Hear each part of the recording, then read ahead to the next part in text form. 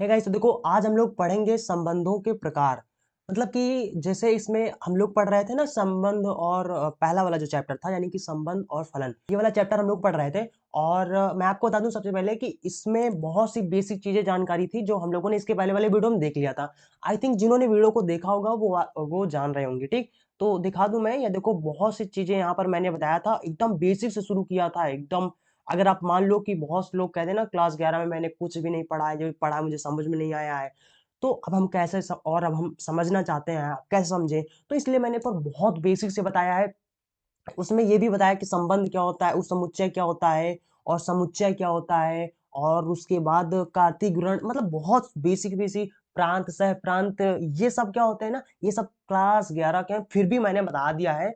और आपको इस तरीके से बताया है कि आप लोग क्लास 11 में किसी भी चीज को आपको समझने में, इस चैप्टर में आपको कोई भी परेशानी ना हो। ठीक, तो अगर आपने वो वीडियो नहीं देखा है तो जाओ सबसे पहले आप उस वीडियो को देखो, फिर उसको देखना, फिर तब इसको देखना, मजा आएगा। ठीक, तो चलिए हम लोग यहाँ पर आज समझते हैं संबंधों के प्रकार।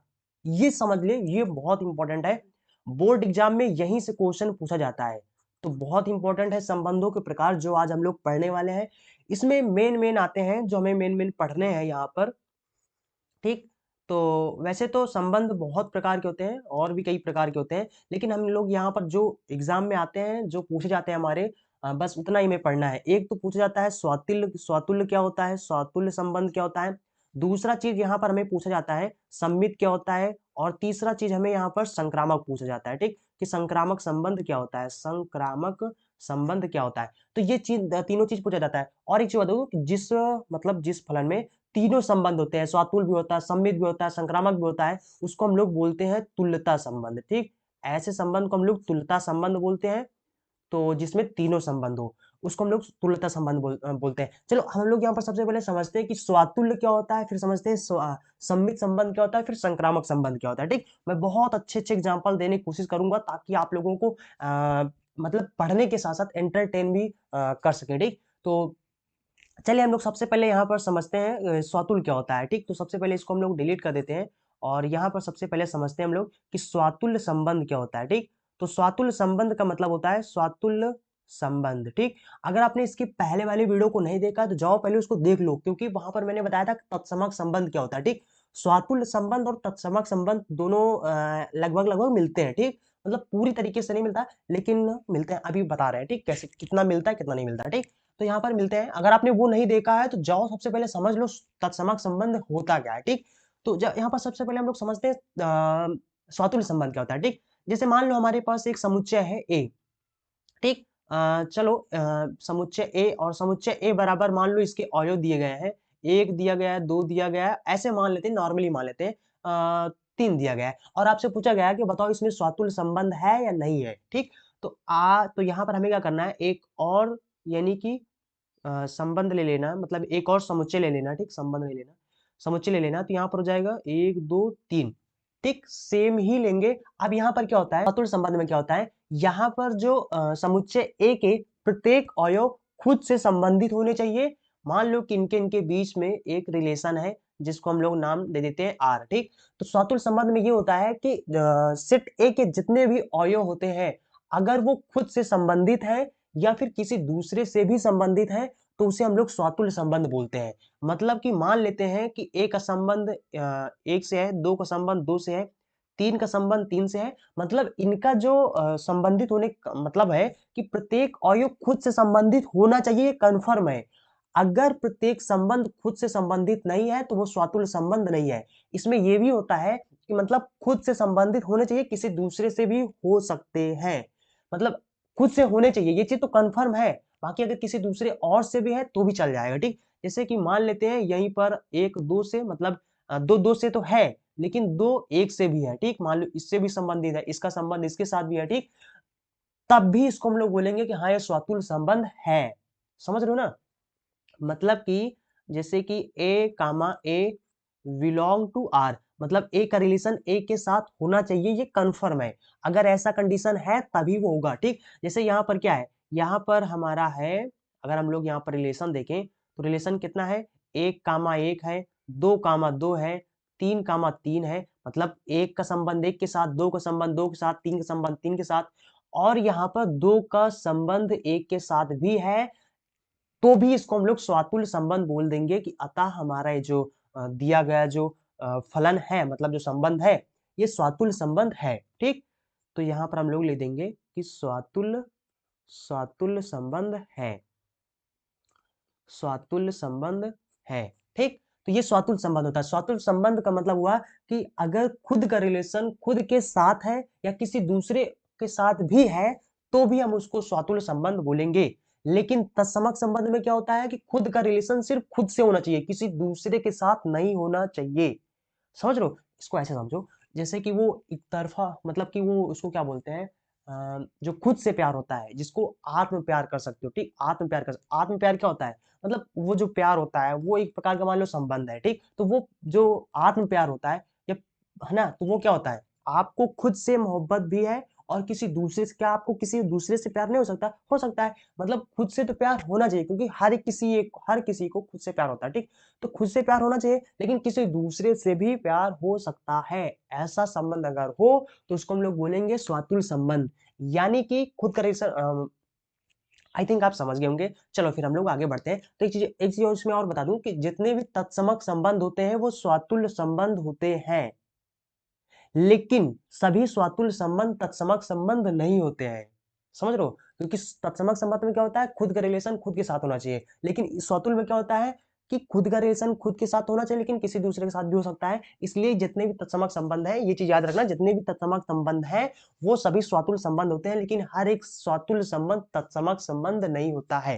ठीक, तो चलो हम लोग यहाँ पर आई थिंक आप इसको समझ गए होंगे। बाकी जब प्रश्नावली आएगा तो उसको हम लोग और बेटर तरीके से समझेंगे, मतलब सवाल लगाएंगे तो उसमें और अच्छे तरीके से समझ में आएगा। ठीक, मजा आएगा, कोई टेंशन नहीं लेने का। ठीक, तो यहाँ पर है सम्मित संबंध क्या होता है। सम्मित संबंध में क्या होता है, इसमें भी हम लोग एक ही समुच्चय लेते हैं, एक ही समुच्चय में हमें दिखाना होता है सम्मित संबंध। ठीक, तो मतलब ये सब सेट ए वाले हैं, मतलब कि सब में सेट ए, मतलब एक ही सेट दिया जाएगा, उसमें पूछा जाएगा बताओ इसमें संबंध स्वातुल्य संबंध है, सम्मित संबंध, संक्रामक संबंध है। ठीक, जो भी होगा वो आपको बताना है। ठीक, तो यहाँ पर हम एक सेट ए ले लेते हैं, एक सेट ए ले लेते हैं, मतलब वही दोनों सेम लेंगे। इसके अवयव मान लेते हैं 1 2 3 है, और इसके भी अवयव मान लेते हैं 1 2 3 है। एक ही एग्जाम्पल लेते हैं ताकि आपको समझ में आ जाए। ठीक, तो मान लो इसका संबंध इसके साथ है, इसमें क्या होता है, इसका कंडीशन ये होता है कि अगर एक का रिलेशन दो के साथ है तो दो का रिलेशन भी एक के साथ होना चाहिए। अगर ऐसा कंडीशन है तो हम उसको बोलेंगे कि सम्मित संबंध है, नहीं तो सम्मित संबंध नहीं है। ठीक, यहाँ पर देखो ए का रिलेशन दो के साथ है और दो का रिलेशन भी एक के साथ अगर है तो उसको हम लोग बोलेंगे कि स्वातुल्य संबंध, सॉरी सम्मित संबंध है, नहीं सम्मित संबंध नहीं है। ठीक, जैसे एक एग्जांपल और लेते हैं, ये तो कंडीशन हुआ सम्मित संबंध का, अगर ऐसा है तो है, नहीं तो नहीं है। ठीक, चलो एक एग्जांपल ऐसे समझ लेते हैं, कंफ्यूजन दूर हो जाएगा। ठीक, जैसे कि मान लो हम यहाँ पर ऐसे देते हैं, एक सेट ए है, इधर मान लेते हैं एक सेट ए है। ठीक, यहाँ पर एक रिलेशन 1 2 3, मान लो यहाँ पर 4 है। ठीक, और यहाँ पर 1 2 3 और यहाँ पर 4 है। ठीक, एक सेट ए ले लिया है ना, इसमें अब हम चेक कर लेंगे ये मान लो इनके बीच में यहाँ पर आर रिलेशन है। ठीक, अब यहाँ पर मान लो कि ए का रिलेशन, सॉरी ए का रिलेशन हम दो के साथ। ठीक, मतलब ए का रिलेशन मान लो दो के साथ है। ठीक, और दो का रिलेशन एक के साथ है। तो अब ये बताओ क्या ये सम्मित संबंध है कि नहीं है?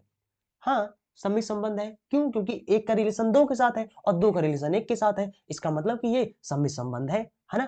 अब मान लो कि ए का, मतलब मान लो कि तीन का संबंध, ऐसे मान लेते हैं, ऐसे मान लो, चाहे एक के साथ ले लो या दो के साथ, मान लो तीन का संबंध चार के साथ है। ठीक, बस इतना ही। अब ये बताओ, क्या इस स्थिति में ये सम्मित संबंध है? नहीं है, बिल्कुल नहीं है। क्यों नहीं है? क्योंकि अगर देखो एक का संबंध, इसका तो जोड़ा बन गया कि एक का संबंध दो के साथ है, मतलब और दो का संबंध एक के साथ है ना। ऐसा कंडीशन होता है तो हम लोग बोल देते सम्मित संबंध है। लेकिन यहाँ पर और भी दिया गया है ना, यहाँ पर तीन का संबंध चार के साथ है। ठीक, इसको हम ऐसे लिखते हैं, अगर तीन का संबंध चार के साथ है तो इसको हम ऐसे लिखा जाता है। एक तरीका और होता है, तीन और यहाँ पर आर लगा दो, यानी रिलेशन, उसके बाद चार। इसका मतलब ये भी यही चीज हुआ कि तीन का रिलेशन चार के साथ है, या फिर इसी चीज को लिख सकते हो तीन कामा चार बिलोंग टू, इसको बिलोंग टू बोलते हैं। ठीक, इसके पहले वाले वीडियो में बताया ना, सब बताया था। ठीक, तो इसको बिलोंग टू बोलते हैं। तो जस्ट वन सेकंड, इसको हम मिटा देते हैं। ठीक, तो यहाँ पर देखो, यहाँ पर 3 का संबंध 4 के साथ है, लेकिन 4 का संबंध 3 के साथ नहीं है। इस वजह से हम लोग यहाँ पर बोल देंगे कि ये जो मतलब समुच्चय दिया गया है, ये इसमें सममित संबंध नहीं है। समझ रहे हो ना? इसमें सममित संबंध नहीं है। तो आई थिंक आप समझ गए होंगे। अगर आपको कोई भी कंफ्यूजन, इसको ऐसे समझो ना, ऐसे जस्ट वंस मैं आपको एक बहुत अच्छा एग्जांपल देता हूँ, रियल एग्जांपल। ठीक ठीक, देखो ऐसे सम्मित संबंध का मतलब होता है दो तरफा मोहब्बत। सी ठीक, दो तरफा मोहब्बत। दो तरफा मोहब्बत जब होती है तो उसको हम लोग कैसा, जब एक लड़का एक लड़की, मान लो ऐसे एक लड़का है, ये लड़का इस लड़की से प्यार करता है, ठीक, और ये लड़की इस लड़के से प्यार करता है। अगर इस तरीके से, इसको हम लोग क्या बोलते हैं, दो तरफा मोहब्बत, कि आप हमसे करते हो, हम आपसे करते हैं, इसको बोलते हैं दो तरफा मोहब्बत। तो जब दो तरफा मोहब्बत होता है तो उनके बीच में कैसा रिलेशन होता है, तो उनके बीच में जो रिलेशन होता है उसको हम लोग सम्मित रिलेशन बोलते हैं। ठीक, कैसा रिलेशन है, सम्मित रिलेशन है। ठीक, तो इसको बोलते हैं हम लोग सम्मित संबंध बोलते हैं। तो आई थिंक आप समझ गए होंगे कि अगर अगर इसको इसके साथ मोहब्बत है तो इसको भी इसके साथ मोहब्बत होना चाहिए। अगर ऐसा है तो दो तरफा मोहब्बत अगर है तो उसको हम लोग सम्मित संबंध बोलते हैं। ठीक, बहुत अच्छा एग्जांपल है।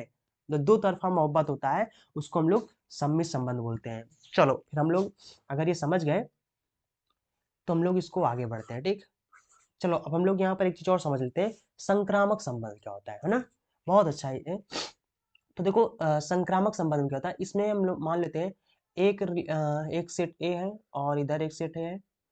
ठीक, यहाँ पर अब हम लोग यहाँ पर इसको चेक करेंगे, एक दो तीन और मान लेते हैं चार, एक दो तीन यहाँ पर चार। ठीक, और मान लो इसके साथ रिलेशन है एक, जिसको नाम दे देते हैं आर, इसका आर के साथ रिलेशन है। ठीक, अब इसमें क्या होता है, इसमें अगर एक का संबंध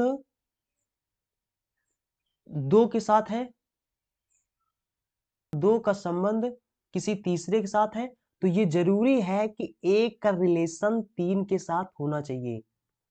अगर ऐसा है तो हम यार उसको बोल देंगे कि हाँ ये हमारा संक्रामक संबंध है, और अगर ऐसा नहीं है तो हम लोग बोल देंगे कि हाँ ये हमारा संक्रामक संबंध नहीं है।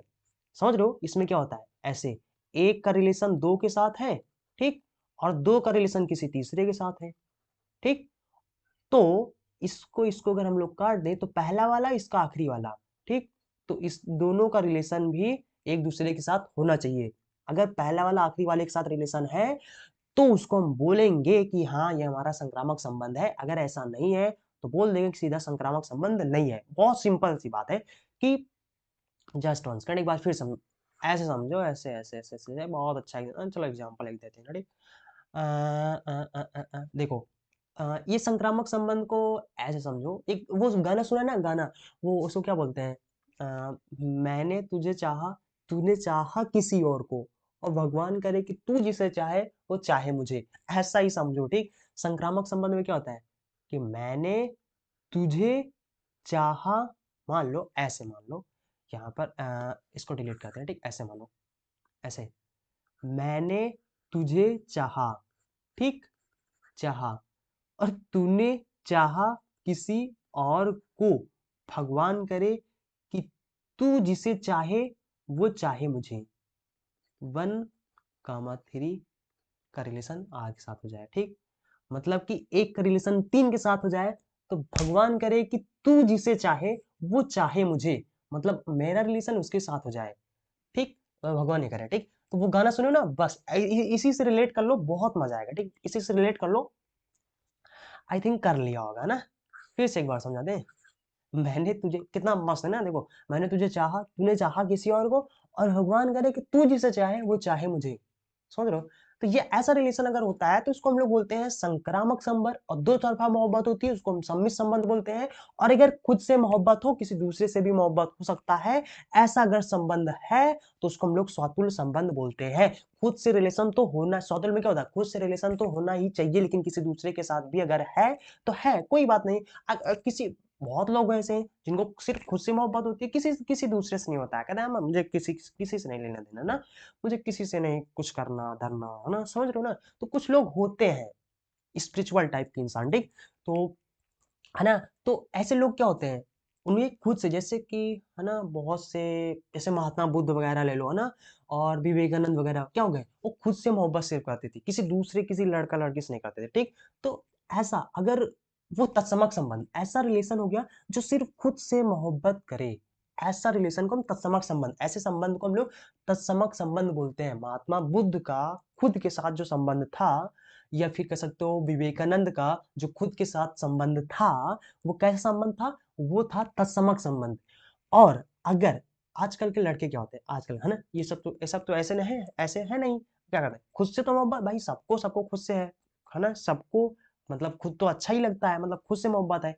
लेकिन किसी दूसरे से भी हो जाता है तो ऐसा संबंध क्या होता है हमारा स्वातुल्य संबंध होता है अगर सिर्फ खुद को खुद से है मतलब किसी दूसरे से नहीं है विवेकानंद को समझ लो है ना ऐसा तत्समक संबंध और स्वातुल्य में क्या होता है खुद से है किसी दूसरे से भी हो सकता है तो ऐसा रिलेशन हम लोग बोलते हैं स्वातुल्य संबंध और जो दो तरफा मोहब्बत की बात हो कि मैं जैसे कि कोई लड़का किसी लड़की को चाहता है लड़की उस लड़के को चाहता है अगर ऐसा कंडीशन है तो उसको हम लोग सम्मित संबंध बोलेंगे और अगर मैं ये वाला कंडीशन हो गया मैंने तुझे चाहा तूने चाहा किसी और को और भगवान करे कि तू जिसे चाहे वो चाहे मुझे अगर ऐसा कंडीशन होता है तो उसको हम लोग क्या बोलेंगे संक्रामक संबंध आई थिंक मैंने आपको बहुत इंटरेस्टिंग तरीके से समझा दिया है आई थिंक अब आप नहीं बोलेंगे अगर फिर भी आपको कोई भी कंफ्यूजन होता है या फिर बोलने बोलने का कोई संकोच होता है तो आप फिर से जाओ फिर से आओ वीडियो को देख लो फिर से है ना एक बार फिर से रिवाइज कर लो है ना तो आई थिंक आप समझ गए होंगे अगर आपको कोई भी डाउट होता है तो आप हमें नीचे कमेंट बॉक्स में बता सकते हैं ठीक जिससे मैं एक अलग वीडियो बनाकर फिर से आपको समझा दूंगा बाकी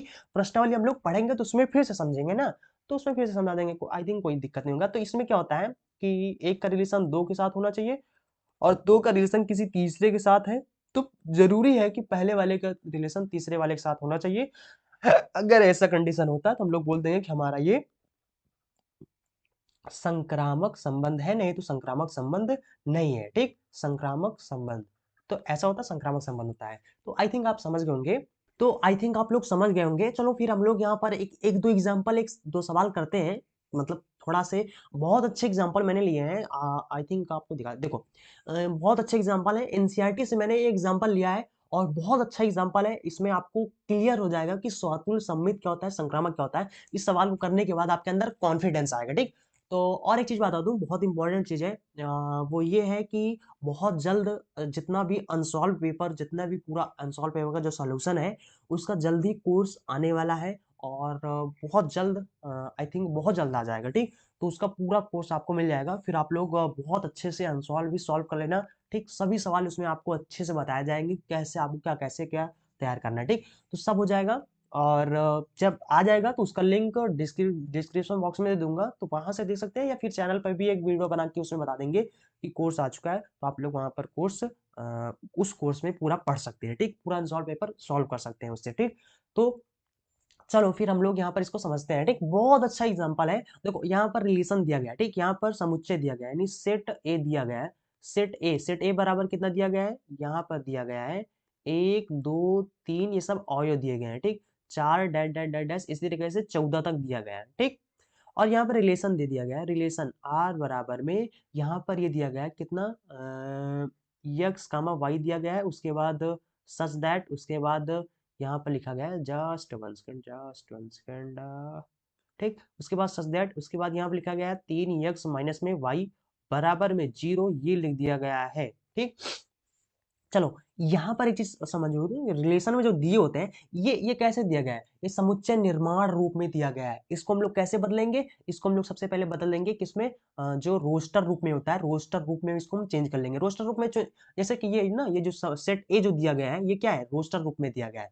इस तरीके से अगर लिखा होता है तो इसको हम लोग समुच्चय निर्माण बोलते हैं ये मैंने क्लास क्लास क्लास नहीं इसके पहले वाली क्लास में यानी बताया था ठीक तो क्लास 11 में वैसे आप लोगों ने पढ़ा होगा नहीं पढ़ा है या फिर मिस कर दिया है कोई बात नहीं ठीक मैंने सब कुछ इसीलिए बता दिया इसके पहले वाले वीडियो में क्या होता है बहुत बेसिक से बताया था ठीक नहीं देखा है तो अभी बता रहे हैं कि जाओ वीडियो को उसको सबसे पहले देख लो ठीक मजा आएगा फिर उसके बाद देखने के बाद ठीक तो यहाँ पर देखो क्या है जुकाम हो चुका है देखो यहाँ पर क्या है कि ये जो दिया होता है यहाँ पर सच दैट के जो पहले दिया होता है वो हमारा ऑयो दिया जाता है ठीक ये ऑयो वहीं दिए गए ठीक और यहाँ पर जो ऑयो है अच्छा यहाँ पर दो ऑयो तो सिंगल सिंगल है यहाँ पर क्यों ऐसा दिया गया है दो लोगों को एक साथ इसको बोलते हैं हम लोग कृमित ऑर्डर्ड पेयर जिसको बोलते हैं इंग्लिश में ठीक और इसको क्रमित युग्म बोलते हैं। यानी कि ये जो हमारा अवयव दिया गया है ये क्रमित युग्म में दिया गया। क्रमित युग्म का मतलब होता है अगर a कामा b है, अगर इसका मतलब a कामा b है तो यहाँ पर हम इसको b कामा a नहीं लिख सकते। इसका क्रमित या इसका जो क्रम का जो लिखने का तरीका जो क्रम है वो एकदम फिक्स होता है। आप इसको b a नहीं लिख सकते हैं, ठीक। ऐसे ही क्रमित युग्म होता है, ठीक। क्रमित युग्म में यानी दिया गया है, ठीक। तो यहाँ पर इसके अवयव दिए गए हैं। चलो हम लोग यहाँ पर सबसे पहले इसको हम लोग रोस्टर रूप में चेंज कर लेते हैं, ठीक। चलो यहाँ पर देखो, यहाँ पर दिया गया हमारा 3x माइनस में y बराबर में 0। अगर हम लोग यहाँ पर देखें तो यानी कि y को उधर भेज देंगे बराबर कुछ बात, तो y बराबर कितना हो जाएगा 3x हो जाएगा, ठीक। अब देखो अगर हम x के स्थान पर 1 रखेंगे तो y बराबर कितना हो जाएगा, यहाँ पर 1 रखेंगे 3 एक अन्नम 3 हो जाएगा, ठीक। अगर हम x के स्थान पर 2 रखेंगे तो y के स्थान पर कितना हो जाएगा हमारा, y के स्थान पर 3 दूना 6 हो जाएगा। अगर हम लोग यहाँ पर x के स्थान पर 3 रखें तो y बराबर कितना हो जाएगा, 3 त्रिक 9 हो जाएगा। अगर x के स्थान पर 4 रखें तो y बराबर कितना हो जाएगा, 4 कहीं 12 12 हो जाएगा। अगर यक्स के स्थान पर इसी तरीके से अगर हम यक्स के स्थान पर 14 रख दे तो y बराबर कितना हो जाएगा, 14 तीन 42 हो जाएगा, ठीक। ये हो जाएगा। चलो अब हम लोग यहाँ पर इसको लिखते हैं, ठीक। यहाँ पर r बराबर लिखते हैं, r बराबर यहाँ पर क्या हो जाएगा, यक्स कामा y है, यानी यक्स के स्थान पर हमारे जो अवयव है। अब हम लोग यहाँ पर रोस्टर रूप में लिखने का मतलब होता है कि मतलब ब्रैकेट बनाओ, उसके बाद जितने भी उसके अवयव है उन सभी को लिख दो, ठीक। तो इसमें अवयव क्या है, यानी x कामा y अवयव है और x के स्थान पर कितना आया, 1 आया है, तो 1 कामा 3 ये हमारा अवयव बन गया, ठीक। पहला, उसके बाद दूसरा 2 कामा 3 है। उसी तरीके से x के स्थान पर अगर हमने 3 रखा है तो y के स्थान कितना आ गया, 9 आ गया। इसी तरीके से अगर हमने x के स्थान पर 4 रखा है तो y बराबर मतलब 12 आ गया है। और डैश डैश डैश डैश इस तरीके से अगर हम लोग इसके स्थान 14 रखेंगे तो हमारा जो y के स्थान पर आ जाए 42 आ जाएगा, ठीक। अब यहाँ पर हम लोग इसमें चेक करते हैं कि जो रिलेशन दिया गया है क्या इसमें स्वातुल्य संबंध है, क्या ये सम्मित संबंध है, क्या संक्रामक संबंध है कि नहीं है, ठीक। चलो यहाँ पर ये आपका समुच्चय ए दिया गया है, इसी में हमें चेक करना है। आप चाहो तो जैसे मैंने अभी चित्र बना के बताया था उस वैसे भी बना सकते हो या फिर यहाँ पर सीधा चेक भी कर सकते हो। अगर देखो स्वातुल्य संबंध कब होगा, स्वातुल्य संबंध में होता है खुद का रिलेशन खुद के साथ होना चाहिए, किसी दूसरे के साथ हो सकता है कोई बात नहीं, अगर है तो कोई बात नहीं, अगर नहीं है तो भी कोई बात नहीं, ठीक। लेकिन खुद का रिलेशन खुद के साथ तो होना चाहिए ही चाहिए, ठीक। अगर ऐसा नहीं है तो स्वातुल्य संबंध नहीं है, ठीक। तो यहाँ पर अगर हम लोग देखें तो 1 कामा 1 यानी 1 का रिलेशन 1 के साथ होना चाहिए, ठीक।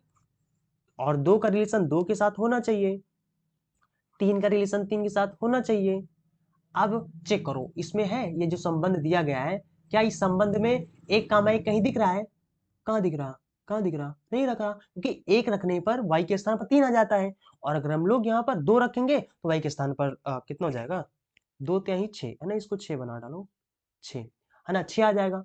क्या यहाँ पर कहीं पर भी मिल सकता है, नहीं मिलेगा भैया, नहीं मिलेगा, 2 कामा 2 नहीं मिलेगा। अगर ऐसा नहीं है तो उसको हम लोग क्या बोलेंगे कि स्वातुल्य संबंध नहीं है, भाई 1 कामा 1 मिल ही नहीं रहा है, बाकी और मिल रहे हैं कोई बात नहीं। अगर यहाँ पर 1 कामा इस रिलेशन में 1 कामा 1 अगर एग्जिस्ट करता, अगर होता, 2 कामा 2 होता, 3 कामा 3 होता तो हम लोग बोल देंगे कि हाँ हाँ हाँ हाँ है इसमें स्वातुल्य संबंध। अगर नहीं है तो कहाँ है, नहीं है, नहीं है तो स्वातुल्य संबंध नहीं है, हम लोग बोल देंगे कि ये हमारा स्वातुल्य संबंध नहीं है, स्वातुल्य संबंध नहीं है, ठीक। सीधी सी बात। अच्छा अब सम्मित चेक करते हैं। सम्मित में क्या होता है, मैं तुझसे प्यार करता हूँ तू भी मुझसे प्यार करे, ठीक। ऐसे होना मतलब एक लड़का एक लड़की से प्यार करता है, वो लड़की उस लड़के से प्यार करता है, दो तरफा वाली मोहब्बत अगर हो तो उसको हम लोग बोलते हैं, अगर ऐसा रिलेशन है इन दोनों के बीच में तो ऐसा ऐसे प्यार मोहब्बत ऐसे संबंध को हम लोग क्या बोलते हैं, सम्मित बोलते हैं ना। तो अगर देखते हैं यहाँ पर है ऐसा संबंध है, यानी कि चलो कोई भी अवयव उठा सकते हो। मान लेते एक को उठा लेते हैं, एक का 2 के साथ है और फिर 2 का भी 1 के साथ होना चाहिए, अगर इसके साथ रिलेशन है इसका भी रिलेशन इसके साथ होना चाहिए। तो यहाँ पर आपको बोल देना है कि चूंकि 1 का रिलेशन 2 के साथ है और 2 का रिलेशन 1 के साथ नहीं है, तो अगर ऐसा कंडीशन नहीं है, अगर ऐसा कंडीशन होता है तो हम लोग बोल देंगे सीधा सम्मित संबंध है। अब जब ये नहीं है तो इसको क्या बोलेंगे कि सम्मित संबंध भी नहीं है। क्यों नहीं है, देखो यहाँ पर अगर हम लोग देखें तो एक का रिलेशन कोई किसी को भी उठा लो इसमें से, ठीक। अगर एक का रिलेशन 3 के साथ है इसका मतलब 3 का रिलेशन भी 1 के साथ होना चाहिए। अब ये बताओ 1 का रिलेशन 3 के साथ है, सही बात है, देखो मिल गया ना, मिल गया। अब ढूँढो 3 का रिलेशन 1 के साथ मिलेगा? 3 का रिलेशन तो 9 के साथ है। अगर हम लोग देखें तो 3 का रिलेशन 1 के साथ हो ही नहीं सकता, क्योंकि यहाँ पर 3 क्या है, यक्स है, और यक्स के स्थान पर जैसे हम लोग 3 रखेंगे 3 त्रिक का 9 हो जाएगा। ऐसा यहाँ पर पॉसिबल है ये नहीं है, ठीक? सीधा बोल देंगे इसका रिलेशन इसके साथ नहीं है, अतः ये सममित संबंध भी नहीं है। समझ रहे हो ना? बहुत सरल है, ठीक? अब इसमें समझना क्या, ठीक? सब मिटा देते हैं, नहीं है ना, सीधा बता देते हैं। जस्ट 1 सेकंड, इसको मिटाते हैं। अब यहाँ पर हम लोग समझते हैं, एक और बचा हमारा संक्रामक संबंध चेक करना ना, ना स्वातुल्य है ना सम्मित है, संक्रामक चेक करते हैं। तो संक्रामक में क्या होता है कि पहले का रिलेशन मैंने तुझे चाहा, तूने चाहा किसी और को, और भगवान करे कि तू जिसे चाहे वो मुझे चाहे, ठीक? तो ये हो गया हमारा इसका साथ इसका रिलेशन, ठीक है? रिलेशन दिखा देते हैं। अगर ऐसा कंडीशन है तो सीधा बोल देंगे संक्रामक संबंध है, अगर ऐसा नहीं है तो संक्रामक संबंध नहीं है। इसमें से किसी को भी उठा लो। चलो हम लोग यहाँ पर 1,3 ही उठाते हैं। 1,3 का रिलेशन मतलब 1 का रिलेशन 3 के साथ है। अब यहाँ पर ढूंढो क्या 3 का रिलेशन 1 के साथ है, मतलब sorry sorry sorry sorry, just one second, just one second, ठीक? इसमें क्या होता है कि है ना, मैंने तुझे चाहा, अब ये चाहेगा किसी और को, किसको? 9 को उठा लिया, ठीक?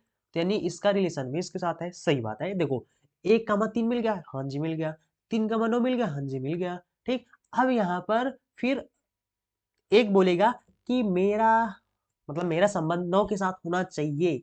है है यहाँ पर देखो, है यहाँ पर, अगर है तो ठीक है, सीधा बोल दे देंगे कि हाँ संक्रामक संबंध है, अगर नहीं है तो बोल देंगे कि नहीं है। अगर हम लोग देखें तो क्या एक रखने पर तो 3 आ जाता है, क्या इसमें कहीं पर भी आ सकता है एक रखने पर 9? आ सकता है? नहीं आ सकता है, ये नहीं है, देख लो आंखों के रिलेशन लिखे हुए हैं, ठीक है? इस रिलेशन में कोई भी नहीं है, सीधी सी बात, संक्रामक संबंध भी नहीं है। तो भैया ये ना तो स्वातुल है ना तो संक्रामक है, ये है फिर क्या, ठीक? तो यहाँ पर ये कुछ भी नहीं है, ठीक? Just one second, just one second, just one second, ठीक? तो ये हम लोग सीधा बोल देंगे कि ना तो स्वातुल संबंध है, स्वातुल भी नहीं है।